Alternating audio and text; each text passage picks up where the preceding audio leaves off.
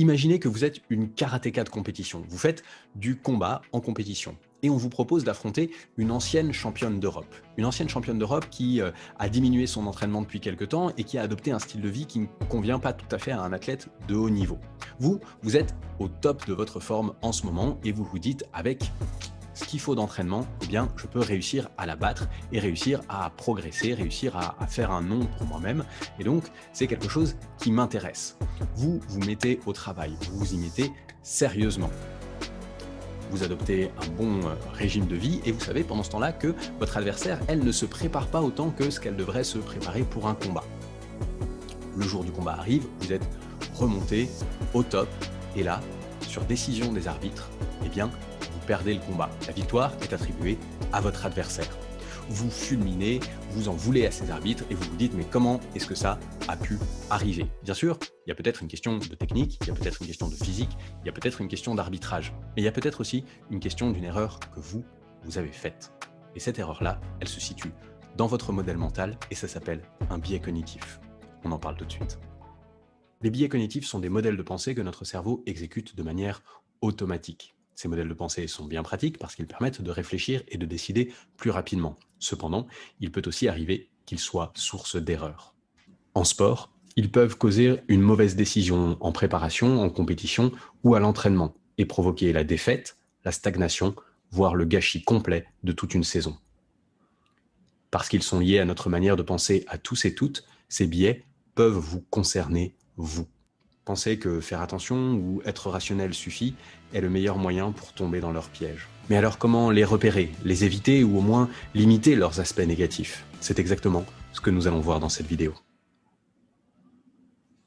Le premier biais qui est à l'œuvre dans ce petit exemple, c'est le biais d'excès de confiance. C'est un biais que l'on a tous qui consiste au fait d'avoir finalement trop confiance en soi ou on va dire d'être trop optimiste sur ce que l'on est capable de réaliser. On a tendance à avoir une confiance en soi qui est plus élevée que nos capacités réelles.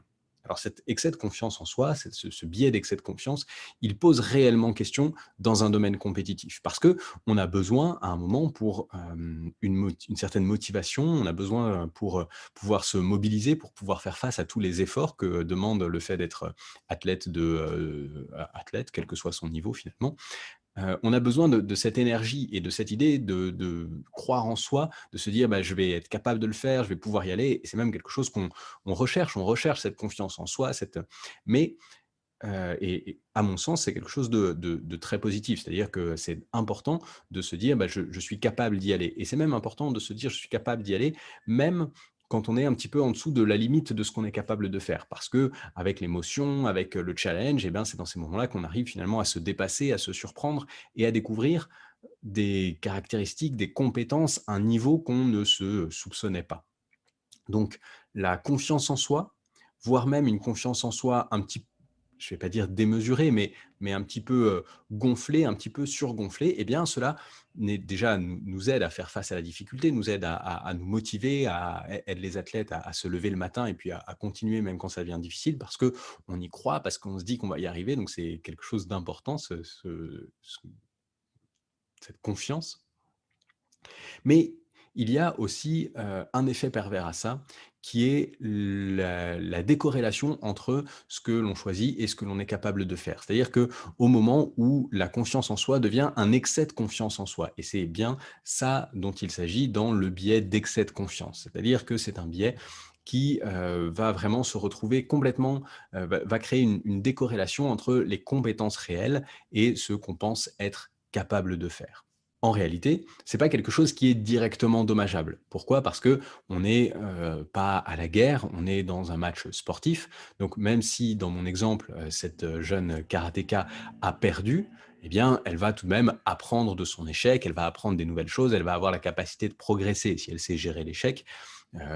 Elle va pouvoir voilà, elle va pouvoir se relever, apprendre des nouvelles choses, progresser, donc ça va être tout de même intéressant. C'est pas toute sa carrière qui va s'effondrer sur une fois un excès de confiance, non, elle va pouvoir, normalement rebondir si elle est bien accompagnée, elle va pouvoir rebondir et donc c'est pas quelque chose ce biais d'excès de confiance quelque part, on se dit: «Quand on fait la balance, il permet de se motiver, de faire face à la difficulté et puis quand, quand il y a quelque chose de difficile qui se passe, bon, bah, c'est tout, on apprend et on continue». Donc c'est pas forcément grave cet excès de confiance et l'idée de d'avoir un peu le melon, c'est pas forcément grave parce qu'il n'arrive rien de, vraiment dommageable à l'athlète. Alors sauf dans le cas où il y a des blessures liées, vraiment à un, voilà, si on reprend l'idée du combat, sauf si le combat va jusqu'à la blessure, là, ça devient dommageable. Mais dans la majeure partie des cas, il n'y a pas quelque chose de dommageable pour l'athlète, en tout cas pas directement. Et c'est là où intervient le deuxième biais. C'est qu'il peut intervenir des choses dommageables après la défaite ou après, on peut parler franchement, après que l'athlète se soit pris une claque. La question, c'est comment est-ce qu'il va gérer cette claque? C'est-à-dire qu'il y a eu un excès de confiance, l'athlète se retrouve dans une position où, bon, bah tiens, finalement, en fait, c'était pas mon niveau. Comment est-ce que je le gère? Comment est-ce que je le gère? Est-ce que j'en tire un apprentissage ou au contraire, est-ce que je vais développer des sentiments négatifs par rapport à cette expérience? Et dans ce cadre-là, il y a un biais ou une hypothèse qui est intéressante, qui est le biais du monde juste ou l'hypothèse du monde juste. Comment fonctionne ce modèle mental? Eh bien, il est construit de la manière suivante. On a tendance à postuler que le monde est juste. C'est-à-dire qu'il y a une certaine justice, que les personnes qui font des bonnes choses sont récompensées, ou qui sont des bonnes personnes sont récompensées, et les mauvaises personnes qui font des mauvaises choses sont punies. Et l'inverse est vrai. C'est-à-dire qu'on va avoir tendance à penser que parce qu'il arrive quelque chose de mal à quelqu'un, eh ben, c'est peut-être parce que c'est une mauvaise personne ou c'est peut-être parce qu'elle a fait quelque chose de mal en amont. Comment est-ce que va réagir notre karatéka suite à cela? Eh bien, il peut y avoir, beaucoup de choses qui vont la questionner. C'est-à-dire que, elle va pouvoir commencer à avoir un sentiment fort d'injustice, de se dire: «Bah, moi j'ai travaillé alors que cette karatéka, bah, finalement elle a pas mis les efforts, elle a pas bien, préparé son combat, elle avait pas une discipline de vie». Donc un sentiment d'injustice de dire: «Bah, voilà, moi j'ai fait les efforts, elle, elle diminue, elle a pas fait les efforts, bah, c'est moi qui aurais dû gagner». Cette idée qu'il y a quelque part, quelque chose d'injuste, quelque chose qui n'aurait pas dû être écrit comme ça. Ce que ça va entraîner aussi, puisqu'elle va considérer que, elle était juste et qu'elle aurait dû être récompensée, qu'il y a donc une injustice et que cette injustice vient peut-être des juges qui auraient mal arbitré et donc on voit comment on arrive dans une spirale qui est, très, très forte d'émotions négatives, positionnées sur, soit son adversaire, soit sur les juges et donc finalement, cet excès de confiance, si la personne n'arrive pas à se rendre compte que, bah, là finalement en fait c'était un excès de confiance, c'était pas à mon niveau, c'était pas à ma portée, eh bien elle peut rentrer dans une phase de justification, de justification et donc de blâme et de choses négatives sur des événements autour d'elle. C'est-à-dire qu'elle va rejeter la responsabilité en disant: «Bah, c'est pas ma faute, c'est la faute, d'événements extérieurs». On appelle ça aussi c'est un effet qui est lié aussi à un autre biais qui s'appelle le biais d'autocomplaisance, qui est, un biais selon lequel on a tendance à s'approprier, nos victoires et à attribuer à d'autres les causes de notre échec. Donc on a là un enchaînement qui me paraît assez intéressant, qui est l'idée de se dire: «Eh bien, l'ego finalement, la confiance en soi, c'est important parce que ça permet d'avoir de la motivation, d'avoir l'envie d'aller chercher les choses, d'avoir assez d'énergie aussi pour faire les efforts en plus qui sont nécessaires.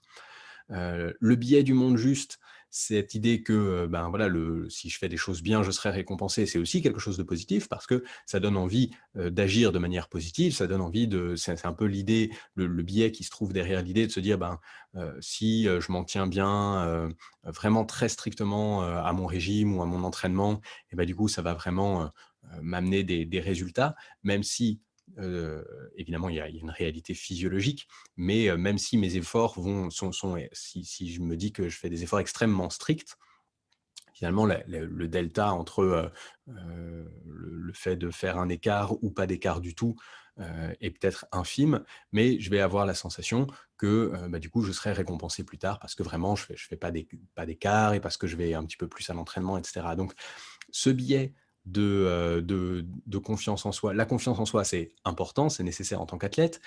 Cette idée du monde juste, eh ben, ça peut motiver à faire les choses qui sont nécessaires, mais on voit que quand on est dans l'excès de confiance en soi, avec cette idée de biais du monde juste, eh bien, on peut tomber rapidement, alors non seulement dans des désillusions, mais surtout dans des désillusions qui vont amener des effets négatifs pour l'athlète, qui vont avoir tendance à le refermer sur elle, sur lui-même, et à blâmer les personnes autour.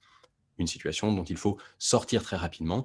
Et la solution pour ça, c'est de réussir à débriefer avec une personne extérieure. C'est-à-dire que à partir du moment où, si vous êtes un athlète, une athlète, vous êtes dans une situation où vous avez l'impression qu'il y a une injustice, que vraiment le match vous a été volé, eh bien, essayez d'en parler avec quelqu'un qui soit complètement objectif, le plus objectif possible. Alors autour de vous, ça va être difficile à trouver, hein. Si c'est des proches, bah, forcément, ils auront envie de vous soutenir et peut-être qu'ils auront aussi ce biais d'excès de confiance, pas en eux, mais en vous, pour le coup.